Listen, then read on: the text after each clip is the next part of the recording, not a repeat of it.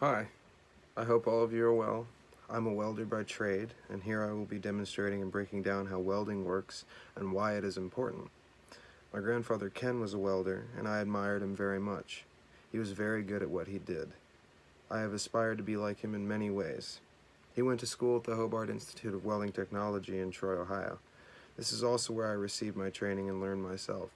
The majority of my training there was in stick welding, but I've also had experience and an apprenticeship learning the other two major types of welding, which are MIG and TIG welding, after I attended Hobart. Welding is a vital aspect of industry. It has been paramount in the development of engineering longer-lasting structures, tools, and machinery, and very much more. Modern aerospace as we know it would not exist as it is today without the various forms of welding. In essence, welding is the use of electricity to create an arc, which is extremely hot, sometimes over 5,000 degrees, in a very small or confined space, to melt and to conjoin two or more pieces of metal.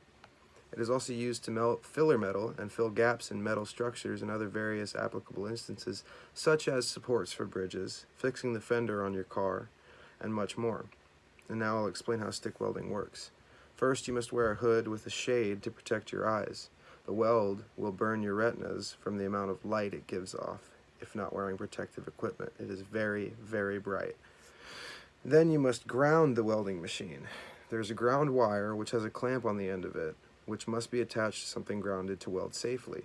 Secondly, you must position yourself properly for the weld being attempted and put the stick in what is called the stinger.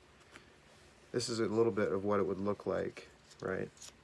There's a clamp here, and on the end of that it has a wire that comes down and goes to the machine, and this would be the stick.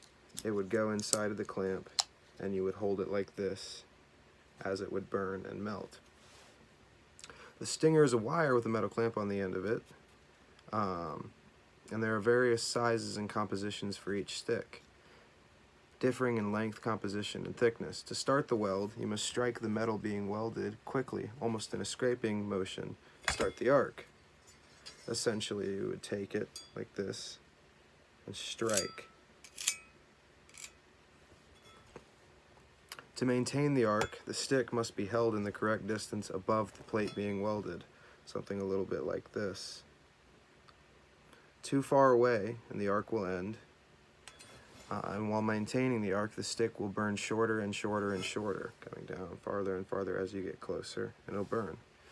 You must move the stick in a circular pattern while moving down the face of the plate, filling in the gap and conjoining the two pieces of metal. It would look a little bit like this. In an ideal situation, you would hold the stinger with both hands, like this. If the stick has been burned down into the stinger, you replace it and continue where you left off. The metal can be extremely hot by the end of your weld, so leather and other fire-resistant clothing and gloves must be worn to ensure safety. That is, in essence, how to stick weld. And there are various techniques and procedures, but this is, in my opinion, the simplest form of welding.